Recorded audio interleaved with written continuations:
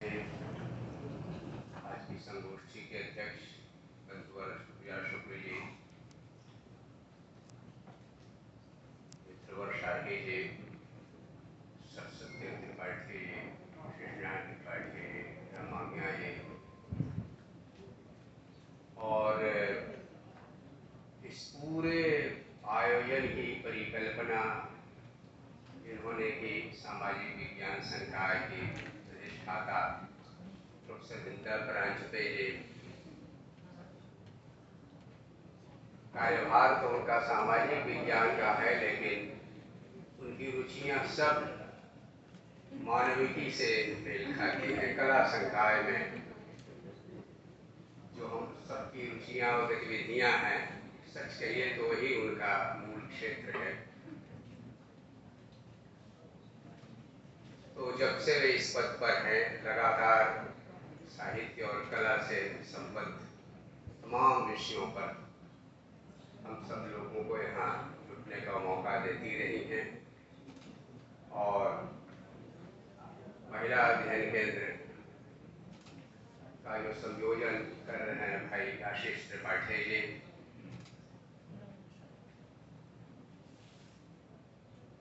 और अपने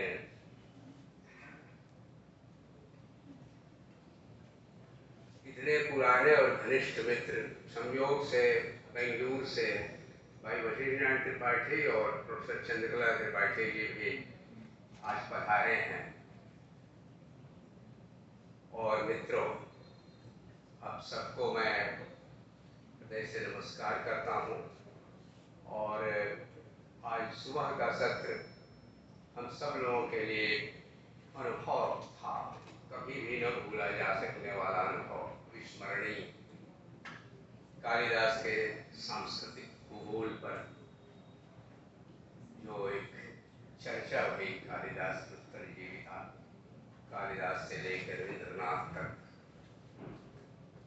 भारतीय साहित्य पर कालिदास का जो गंभीर प्रभाव है वो हम लोग सुन रहे थे। अनामिका जी के व्याख्यान में कालिदास के साहित्य में जो स्त्रियों की छवि है,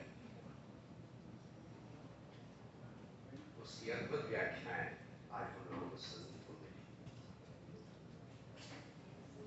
उसके बाद मेरे जैसा एक आदमी जो संस्कृत का महज अनुरागी है, अधिकारी तो मैं कभी कह नहीं सकता अपने को, ये जरूर है कि हाई स्कूल पास करते करते ही कालिदास के प्रति मेरे मन का जो अनुराग था वो बनारस में आके थोड़ा और परिपक्व हुआ।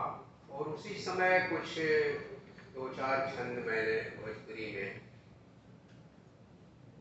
पता नहीं किस प्रेरणा से हर श्लोक पर एक गीत रचने की प्रेरणा हुई, और उसे मैंने गीत में यानी 7 पंक्तियों में, एक श्लोक 7 पंक्तियों में मैंने उतारने की कोशिश की।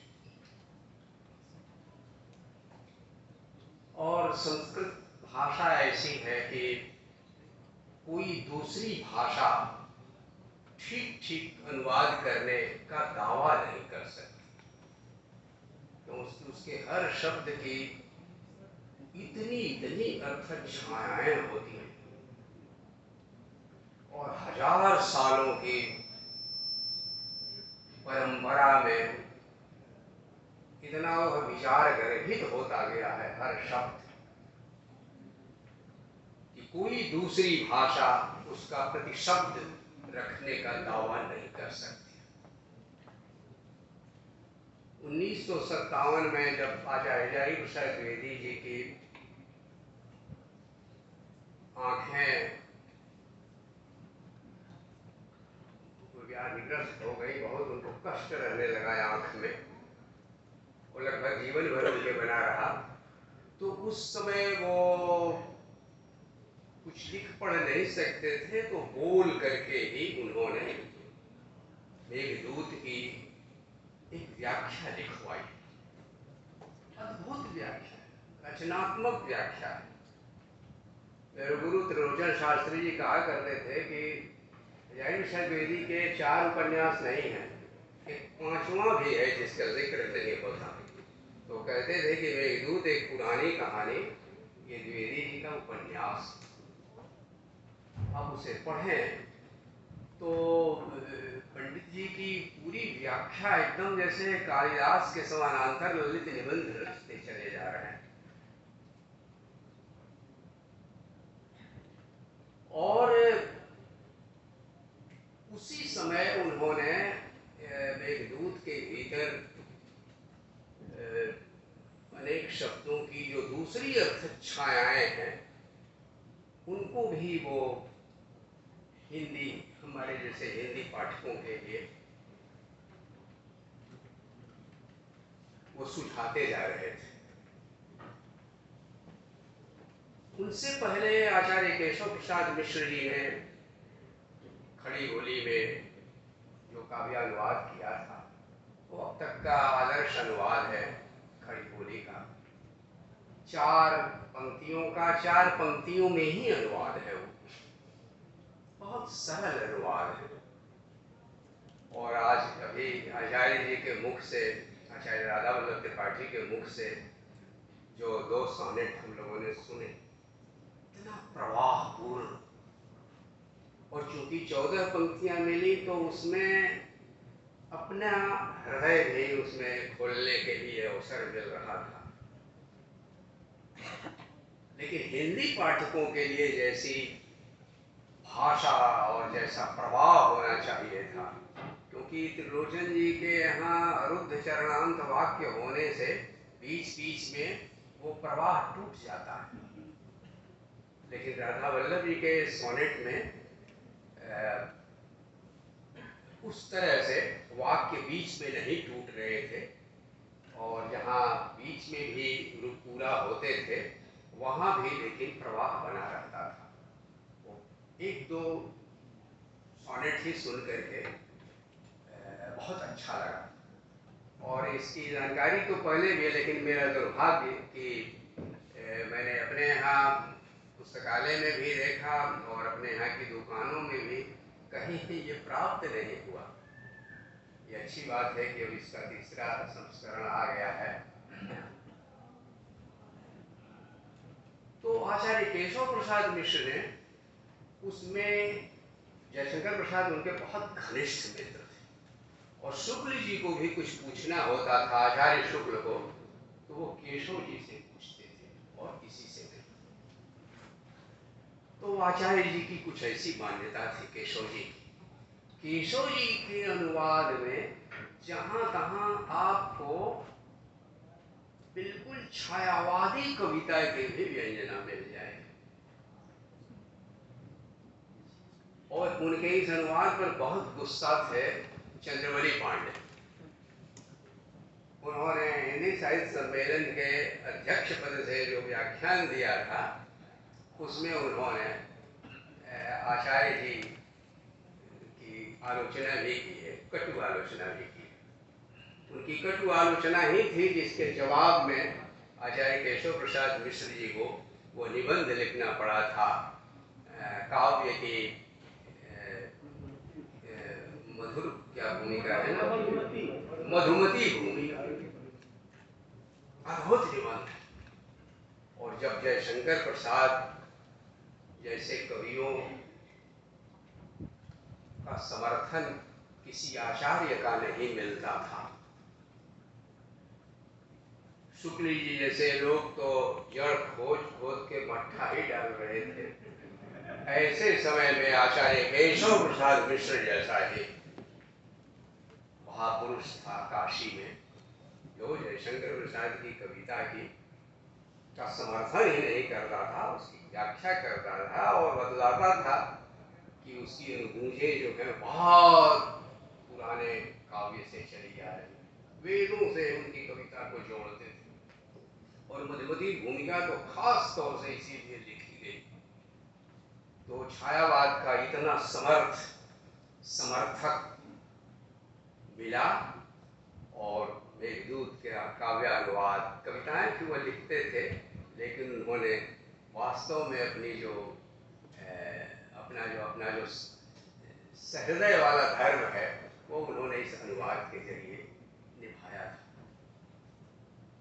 लेकिन जितनी अर्थात छायाएं हैं वो अनुवाद में उतारना बहुत कठिन है। इसीलिए पंडित जी ने भाष्य में अपनी व्याख्या में, आचार्य जगदीश द्विवेदी ने अपनी व्याख्या में जी खोल करके उन अर्थ छायाओं को प्रकाशित किया। और उस समय जो पूरी नहीं हुई, इसका मतलब कि वो जीवन भर उस पर सोचते रहे, जैसे कि गुरुदेव रविंद्रनाथ जीवन भर मेघदूत पर लिखते रहे। उसी तरह से 1967 में जब उन्होंने इस सौंदर्य शास्त्र पर काम करना शुरू किया, तब 10 साल बाद उन्होंने कालिदास के दूसरे शब्दों की सौंदर्य शास्त्रीय व्याख्याएं जो सबको चमत्कृत करने वाली थी।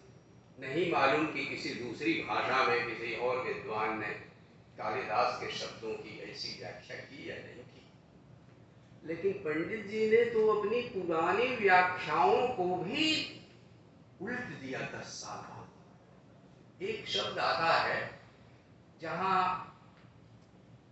शिव के चरणों का चिन्ह है और वहां शिव भक्त पूजा करते हैं, तो कहा है कि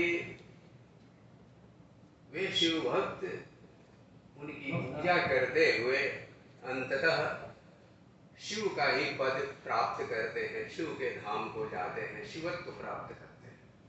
तो वहां एक शब्द आता है करण विगमाद, करण विगम। पंडित जी ने 1957 में उसका अर्थ किया था मेघदूत एक पुरानी कहानी में कि करण का अर्थ है इंद्रिय, संदेशार्था क्वा पटुकरण। तो करण का अर्थ है इंद्रिय, जैसे उपकरण है औजार, वैसे ही करण, ये जो हमारी इंद्रियां हैं ये औजार हैं, टूल्स हैं विषयों का बोध प्राप्त करने के लिए। और विगम का अर्थ है विपरीत गमन। तो इंद्रियों की जो गति है वह जड़ जगत की ओर है, भौतिक जगत की ओर है, उनकी रुचि उधर की ओर ही है, रूप रस गंध शब्द स्पर्श की। उसके विपरीत दिशा में गमन करते हुए ऊर्ध्वगति को प्राप्त करते हैं। यह पंडित जी ने अर्थ किया उस समय। जो जड़ विषयक रति है, साधना के द्वारा उसको चित्त विषयक रति में बदल देते हैं। जैसे रामकृष्ण परमहंस ने कहा, मोड़ फेरे लाओ। तुम्हारे पास काम क्रोध अभिमान वगैरह को, इसको लेके शर्म मत करो, बस इसकी दिशा बदल दो, मोड़ फेरे लाओ। कामना करनी है तो उनकी करो, क्रोध करना है उन पर करो, अभिमान करना है तो उनका अभिमान करो। मैं उनका हूं, वे मेरे हैं। तो पंडित जी ने वो अर्थ किया कि इस विपरीत उसकी दिशा बदल देने मात्र से जड़ विषयक रति को चित्त विषयक रति में विपरीत दिशा में परिवर्तित करके ऊर्ध्वगति को प्राप्त होते हैं। लेकिन 10 वर्षों बाद पंडित जी ने उसका ऐसा अर्थ किया जैसा सोचा नहीं गया था उससे पहले। जबकि आचार्य केशव जी ने भी मल्लिनाथ का अनुकरण किया। मल्लिनाथ ने उसका अनुकरण अर्थ किया देह त्यागानंतरम, देह त्याग के बाद, मृत्यु के बाद वे साधक शिवत्व को प्राप्त होते हैं, शिव का धाम प्राप्त करते हैं। लेकिन पंडित जी ने 2 बार में उसके 2 अर्थ किए। 1957 में यह कि इंद्रियों की जो स्वाभाविक गति है उसकी विपरीत दिशा में जब साधक जाते हैं, उसको चिद विषयक चैतन्य की ओर जब मोड़ देते हैं, तो वे शिवत्व को प्राप्त करते हैं। 1967 में उसका उन्होंने अर्थ किया करण बेगम का कि साहित्यकार उसने अपने अंतर में जो सौंदर्यानुभूति की है, शब्दों में उसकी बाह्य अभिव्यक्ति करता है। भीतर से बाहर को जो अभिव्यक्ति है, और जो सहृदय है, जो दर्शक है नाटक देखते समय, पाठक जो कविता पढ़ते समय, और श्रोता सुनते समय उसे जब ग्रहण करता है, तो शब्दों में अभिव्यक्त जो बाहर का सौंदर्य है उसको वह अंतस्थ करता है, अपने भीतर लाता है। इस तरह से साहित्यकार की जो रचना है वह भीतर से बाहर आने की है दिशा, और सहृदय की जो पढ़ करके अनुभव करने की प्रक्रिया है वह बाहर से भीतर ही जाने की प्रक्रिया। इस तरह करण बेगम का उन्होंने सौंदर्य शास्त्रीय पारिभाषिक पद की तरह से उसका उन्होंने उपयोग किया। इसी तरह विशेषीकरण और दूसरे दूसरे शब्दों का। तो आचार्य हरिहरकृष्ण द्विवेदी हिंदी में ऐसे हुए जिन्होंने बहुत अपने सरल स्वाभाविक ढंग से वो विशेष रविंद्रनाथी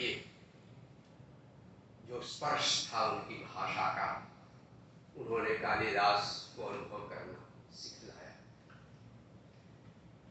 और इससे ये पता चलता है कि संस्कृत शब्दों के माध्यम से इतनी इतनी जो अर्थक छायाएं निकलती हैं, उन सबको अनुवाद के माध्यम से व्यक्त कभी नहीं किया जा सकता। बस कालिदास को एक दूसरी भाषा के माध्यम से जोड़ा जा सकता है। दूसरी भाषा के जो भावक हैं उनके भीतर एक रुचि जगाई जा सकती है कालिदास को अनुभव करने की। बस इतना किया जा सकता है। मैंने तो ऐसा भी कोई लक्ष्य नहीं रखा। मैंने तो बस कालिदास को भोजपुरी में गाने की कोशिश की। मुझे खुद आनंद आ रहा था, इसलिए मैंने इसको एक तरह से गाना शुरू किया। लेकिन मुझे पता नहीं था कि मुझसे पहले संस्कृत विद्या के बड़े बड़े दिग्गज भोजपुरी में कालिदास को उतार चुके हैं। सबसे पहले पंडित राजेंद्र मिश्र जी ने इसका भोजपुरी में अनुवाद 1970 के आसपास किया था। अखबारों में उसकी सूचना पढ़ी थी।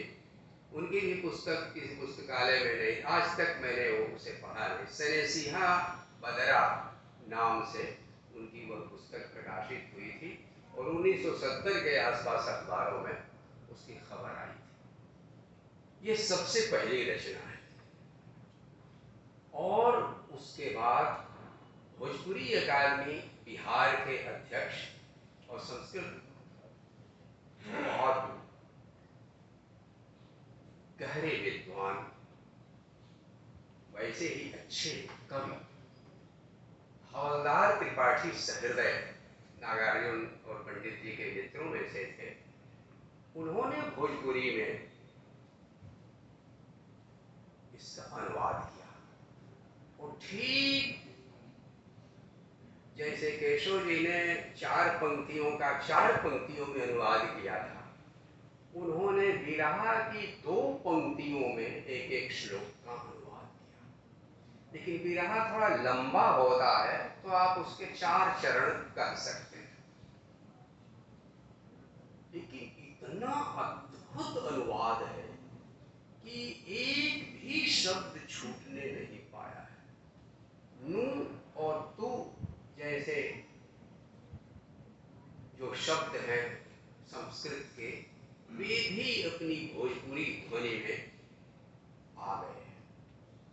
इतना पूर्ण अनुवाद हवलदार त्रिपाठी का जैसा है वैसा दूसरा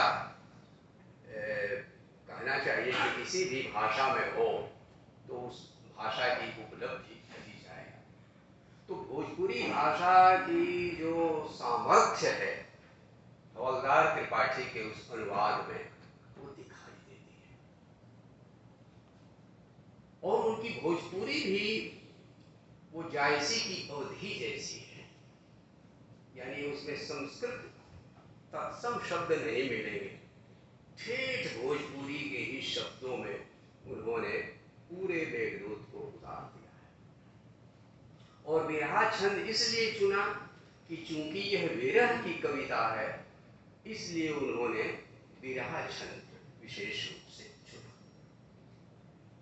हवलदार त्रिपाठी ने कुछ और शब्दों को लेकर जो बहसें थी उस पर भी विचार किया है। कालिदास के यहाँ एक आता है पुष्पमेघी कृतात्मा, तो पंडितों ने उसका तरह तरह से अर्थ किया है। उन्होंने भोजपुरी शब्दों के माध्यम से मेघदूत को समझने की एक खिड़की खोल दी। उन्होंने कहा कि बादल तरह तरह से बरसता है और मेघदूत में उसी तरह से तरह तरह का बरसना दिखाई देता है। इसलिए जो पुष्प मेघ है वास्तव में यह भोजपुरी का फूल बदरा है। जब सफेद सफेद रुई के गालों जैसे बादल आकाश में तैरते हैं तो भोजपुरी में कहते हैं भेड़ बदरा। और जब वह था करके स्थिर भाव से ठहर कर धीमे धीमे बरसता है तो उसके लिए भोजपुरी में शब्द है रस बदरा। और धूप में भी कहीं से बादल आते हैं और तेजी से आता है और झड़ी लगाकर बरसता निकल जाता है तो उसके लिए शब्द है झड़ बदरा। और पुष्प मेघ के लिए शब्द है फूल बदरा। पानी बरसा है, आंगन में पानी भर गया है और बड़ी बड़ी बूंदें जब उसमें गिरती हैं, उजली उजली बूंदें, तो उसमें एक आवर्त बनता है नीचे पानी के भीतर और वो बूंदें फूल जैसी दिखाई देती हैं, उजले फूल जैसी दिखाई देती हैं। ये पुष्प मेघ है। ऐसे ही उन्होंने जीवन के जो लोक जीवन के जो अनुभव हैं उनके माध्यम से मेघदूत को समझने की ये खिड़की खुली है। कालिदास का अपना लोक जीवन का अनुभव अत्यंत गहरा है। और जो पूर्व मेघ है जो रामगिरी पर्वत से लेकर और विदिशा उज्जैनी जैसे नगर और नीच पर्वत है, आम्रकूट है, दूसरे पर्वत हैं, अरण्य हैं, नदियां हैं, गंभीरा है और रेवा के अतिरिक्त और सब नदियां, यानी हरिद्वार तक का जो भूगोल है वह कालिदास का अपना जाना हुआ है। इतना विस्तृत वर्णन है वो कालिदास का अपना है। आचार्य शुक्ल के शब्दों में कहें तो अप्रत्यक्ष रूप विधान है उनका। लगता है कि ये कवि यहाँ का है, यहाँ के खेतों को जानता है, पर्वतों को जानता है, गुफाओं को जानता है, अरण्यों को जानता है, हाथी किस तरह से सूंड में पानी भरकर किस तरह का पानी पी रहा है। और अपने लेकिन जो अनुवाद में केशव जी का एक सुनाऊंगा, लेकिन जो उत्तर मेघ है कैलाश की गोद में जो अलका पड़ी हुई है वो उनका कल्पित रूप विधान है, वो वहां के हैं नहीं। कालिदास हैं उज्जैनी के, इस क्षेत्र के, मालवा क्षेत्र के, इसीलिए यहाँ के जो वर्णन हैं वो बिल्कुल अपने जाने हुए हैं। इसलिए वहाँ जो ललित वनिताएं हैं उज्जैनी की, उनसे लेकर और जो पुष्पलावी हैं, फूल चुनने वाली स्त्रियां, वहां तक जो भिल्लनियां हैं, वे हर तरह, इतनी विविधता है स्त्री चित्रों में, वो सब उनका जाना हुआ है। और अलका साफ लग जाता है कि वे कश्मीर के नहीं हैं, वे हिम प्रांत के नहीं हैं। वो अनुभव उनका बहुतेरा, अलका का जो वर्णन है वो उनका कल्पित है। जो जाना हुआ है वो अनुभव कितने सघन रूप से व्यक्त होता है, इसके लिए पंडित जी का एक आचार्य केशव प्रसाद मिश्र का अनुवाद आपके सामने रखता हूँ।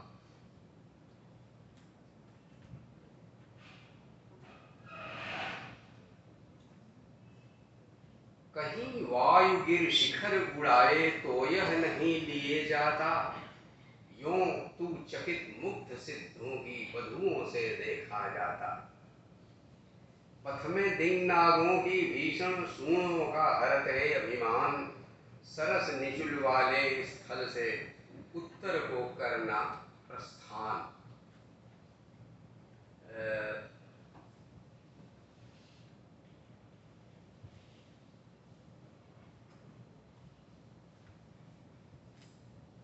वास्तव में जो मैं खोज रहा हूँ,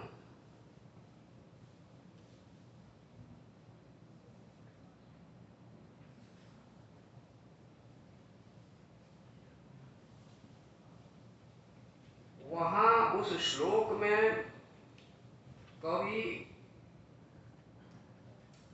रूप, गंध, शब्द, स्पर्श, पांचों के पांचों बिंबों का सघन चित्र अंकित करता है। यहाँ रंग भी है, रस भी है, स्पर्श भी है। हाँ, बूंदों से जी उठी भूमि की सुरभि सांस का धरता संग, वन गूलर के कुंज पकाता शीतल करता सबके अंग, सूणों की सिसकारी भर के गजगण जिसका करते पान, मंद मंद वह पवन चलेगा करते देवगिरि प्रस्थान। अब देखें तो जब बूंदें गिरती हैं और भूमि सांस लेती है, सुगंधित सुरभि सांस, तो यहाँ गंध है।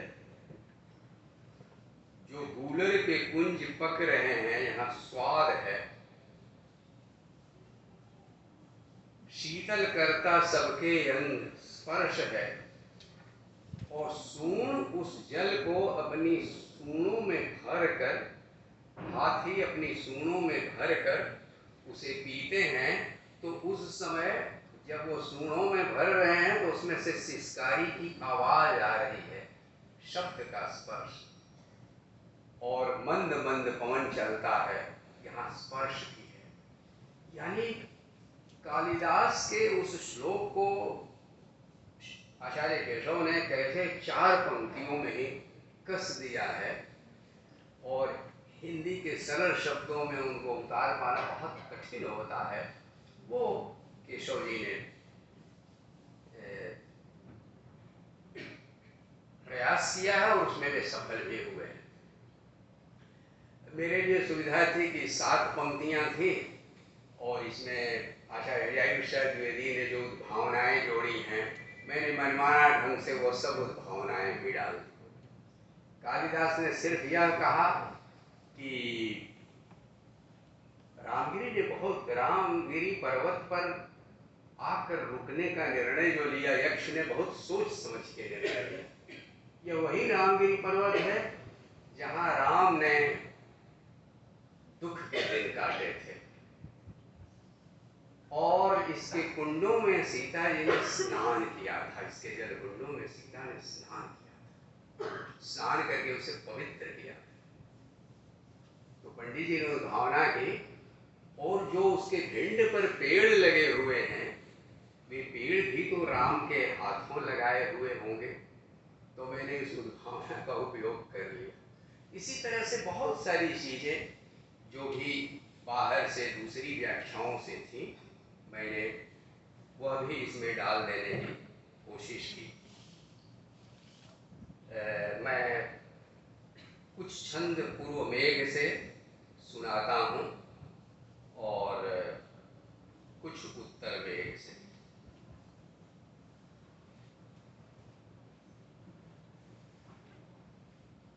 अभी जो सुनाया सिद्धिदात्री जी ने, मंदम मंदम नुदति पवनश्चानुकूलो यथा त्वाम, यहीं से शुरू करता हूँ। शुरू के लाय अनुकूल मंद बातास ये बदरा, गर्भ गरुर हिया में भर के बाई बगल तोहरा, या कहाँ रे पिया कहाँ रे गावे ठीक पियरा, ओकरी बोली में कितना मीठा से बदरा, छुड़केला अनुकूल मंद बातास रे बदरा, गर्भाधान कपर बजान के कुली बकुलिन क जमा, हे आखिन के जुड़वैया फिर बानी बानी के पान, सेवा करी है तोर घुमरिया कास रे बदरा, छुड़केला यति मंद मंद बातास रे बदरा, सुनी जय श्रवण सुखद गर्जन तोहार ये बदरा, दमकति बाँझ धरतिया जामे छाता सगरो छावे। अब कुकुर मुत्ता शब्द हिंदी में चलता है लेकिन मुझे जचा नहीं, तो हमको हमारे मित्र बलराज पांडे ने बताया कि बलिया में इसको छाता बोलते हैं, संस्कृत में भी छत्रक बोलते हैं, तो हमने वही छाता शब्द लिया। दमकति बाँझ धरतिया जामे छाता सगरो छावे, सुनी के उहे राज हंसन के मानस के सुधियावे, उड़ी उड़ी जुड़े गगन में हंस के हारे बदरा, सुनी जे श्रवण सुखद गर्जन तोहारे बदरा, टूंगी टूंगी के कोमल कोमल कमल बनन के टूसा, संग में लीहन राह के खर्ची जईहन गिरी कैलासा, उहमा ले रही हैं संगी तोहारे बदरा, सुनी जे श्रवण सुखद गर्जन तोहारे बदरा, नायतरा सगरो पहुँच तोहारे बदरा, घूमत घामत देखिए लेव कतहून के भाई, एक एक दिन गिन तोई हैं तोहार भौजाई, जीहत हुई हैं सतवंती नारे बदरा, नायतरा सगरो पहुँच तोहारे बदरा, फूल नियर सुकुवार हियरवा होला हो तिरियन के, विरह में चट से टूटित बाकिर राखे बानी के मन के, आशा के बंधन होला बरिया रे बदरा, नायतरा सगरो पहुँच तोहारे बदरा।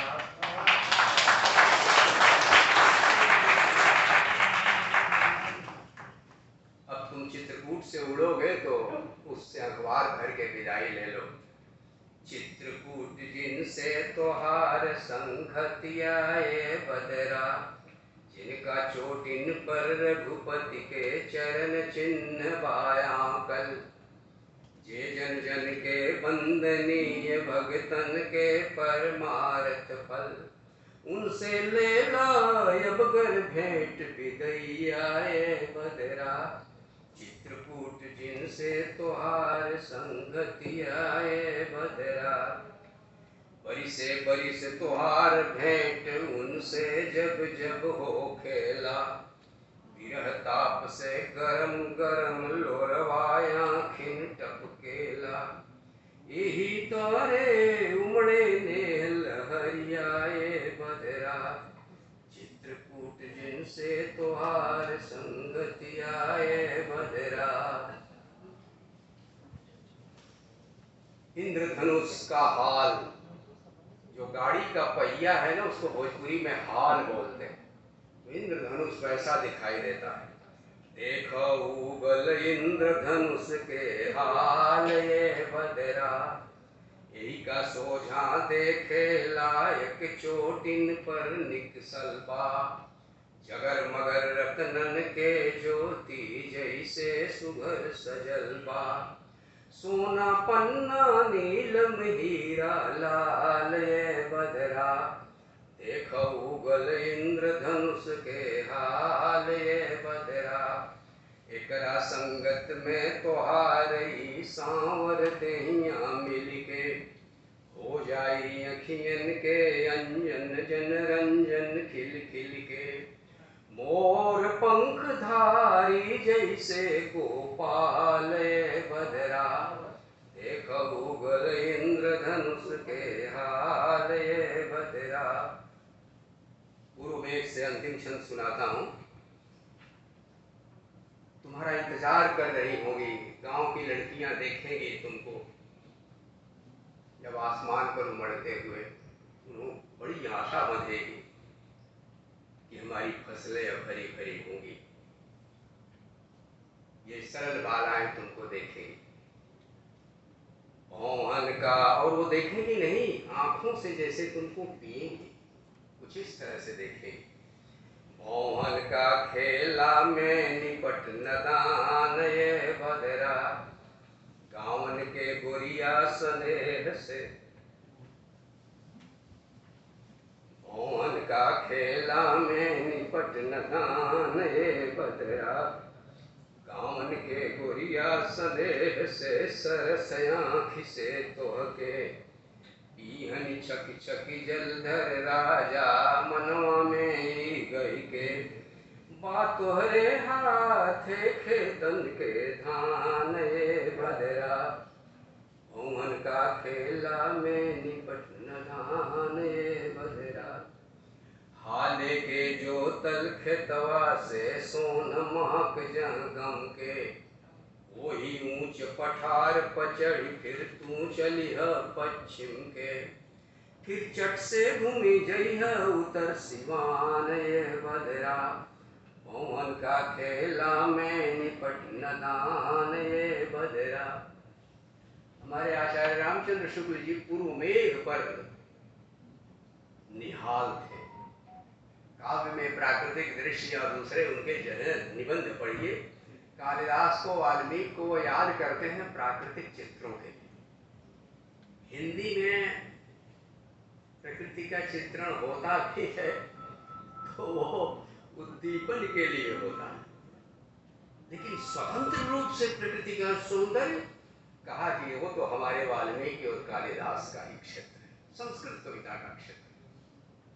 तो उन्होंने मेघदूत की प्रशंसा इसके लिए की कि देश को जानना हो तो मेघदूत को पढ़ो, वहां है भारत। द्विवेदी जी ने विशेष जोर दिया उत्तर में।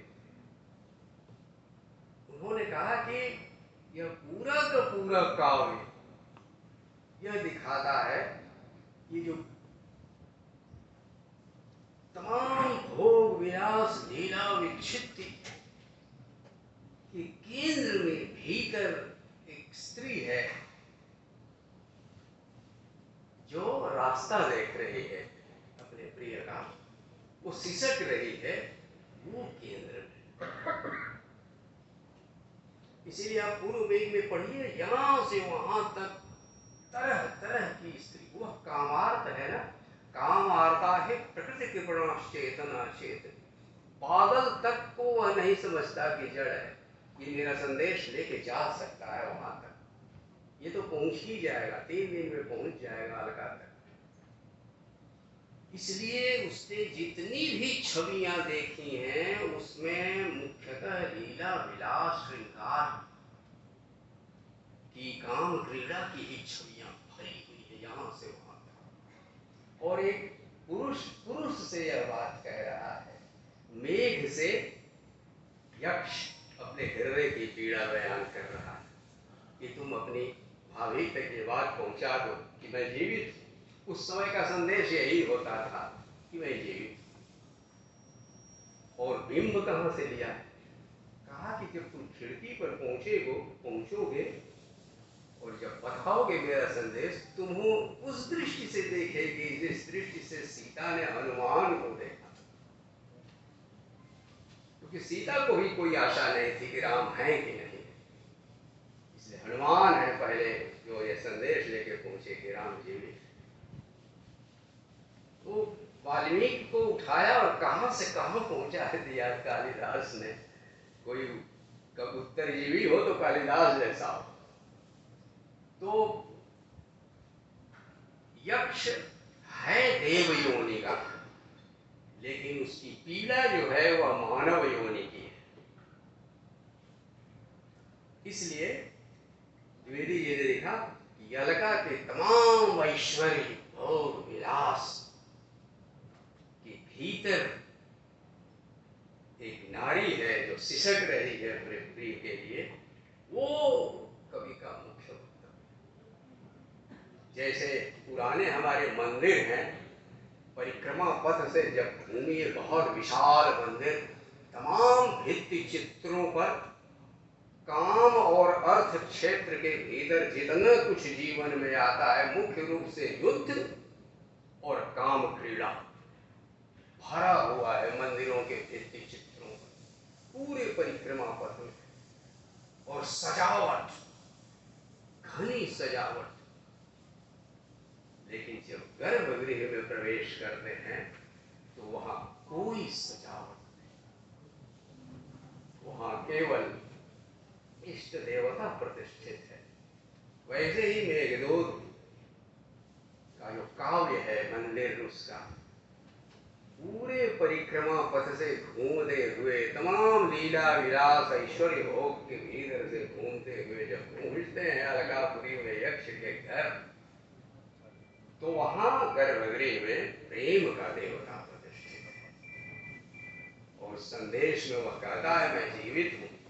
और यह लोग जो समझते हैं कि विरह में सब कुछ सूख जाता है, तो ऐसी बात नहीं है। प्रेम राशि भवन्ति, वह तिल तिल करके जो रस संचित होता रहता है, प्रेम राशि भवन्ति, वह राशि भूत हो उठता है। उस प्रेम की कोई तुलना नहीं।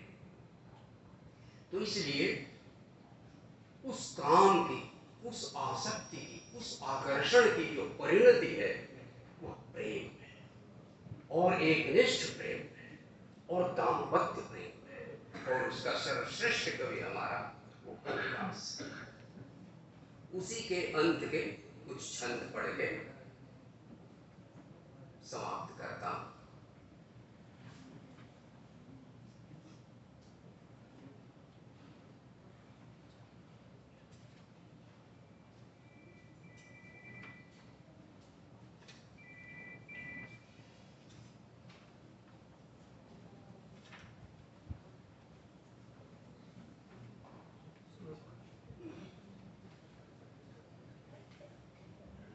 पहला शब्द क्या कहना?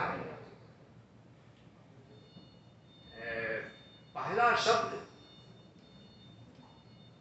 द्विवेदी जी ने उसकी बहुत सुंदर व्याख्या की कि जो संदेश देने वाला है अगर वह विस्तार कर देता है, जैसे पुराने जमाने में आता था, हम लोग जब छोटे थे ना, तो हम लोगों से पढ़ने वाले बच्चों से लोग तार पढ़वाने आते थे, टेलीग्राम, और डर रहता था पता नहीं इसमें क्या है, कोई भयंकर सूचना है, जल्दी पढ़ो, मतलब क्या है असली चीज।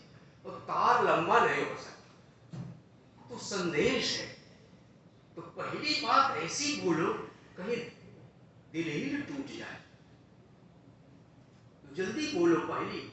तो पहला ही शब्द हो आशा का हो, तो वो क्या शब्द हो सकता था? तो कालिदास ने वह शब्द चुना है अविधवे। तुम उसे पुकारना अविधवे, विधवा नहीं हुई हो, यानी वो जीवित है। तो हमने शब्द लिया है सुहागिन।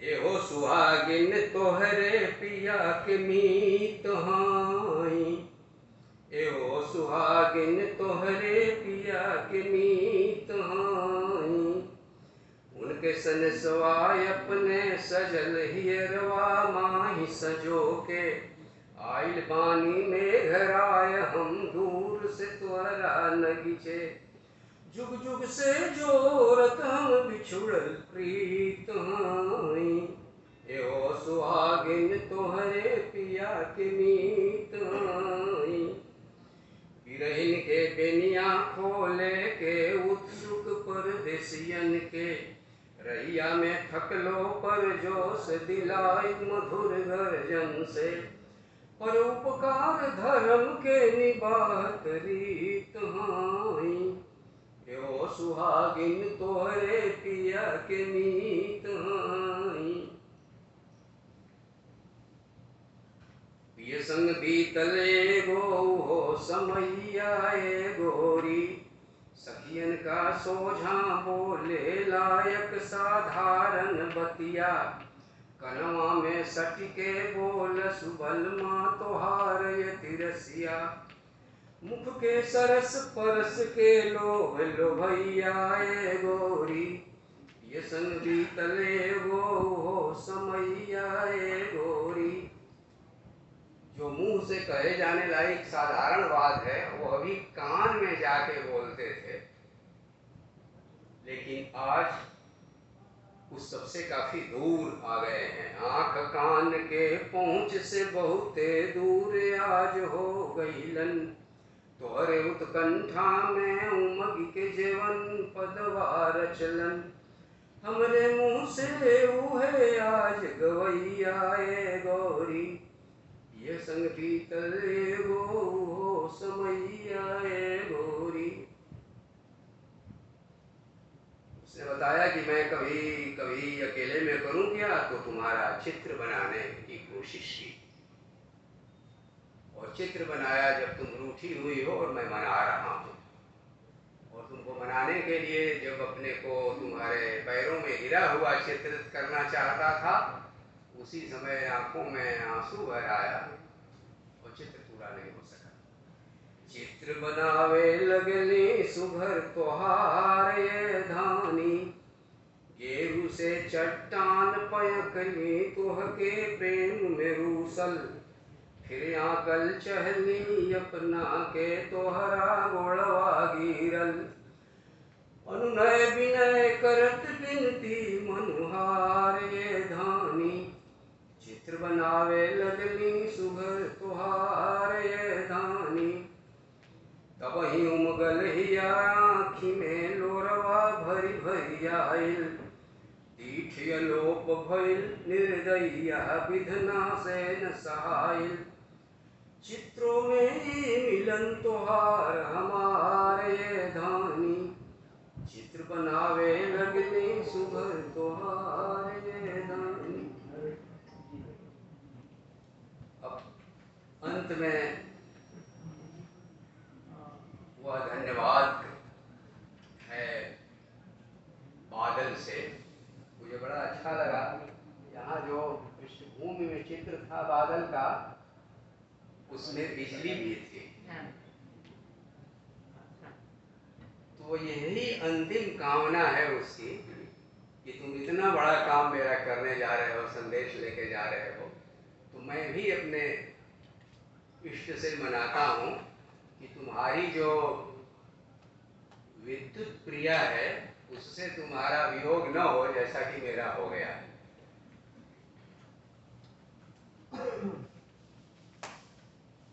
पूछता है कि तुम मेरा काम करोगे ना, फिर उसको विश्वास भी होता है कि नहीं, मेरा काम करेगा।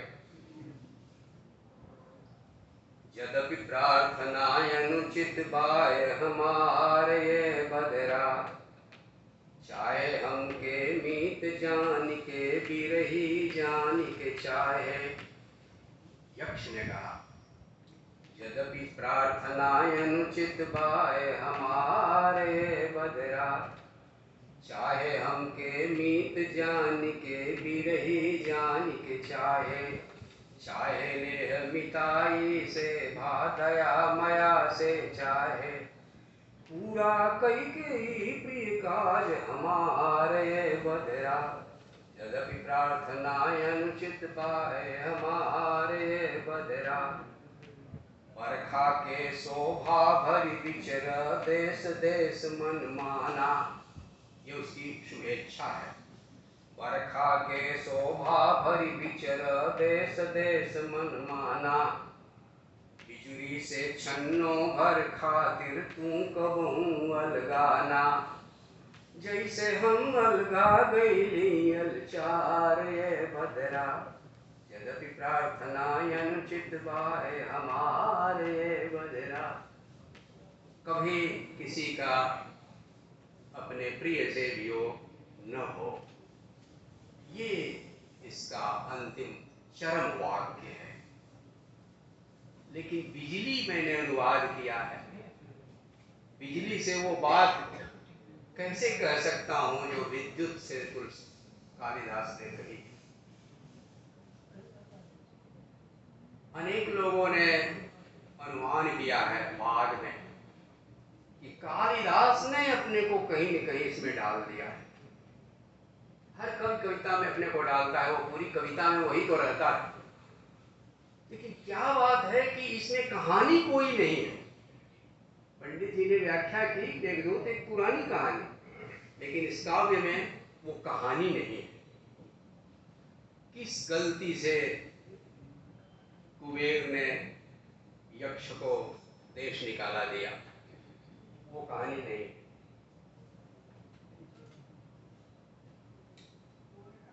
स्वाधिकारात् प्रवक्ता वर्षे शापे नास्तं गमित महिमा वर्ष भोग्येण वर्धो।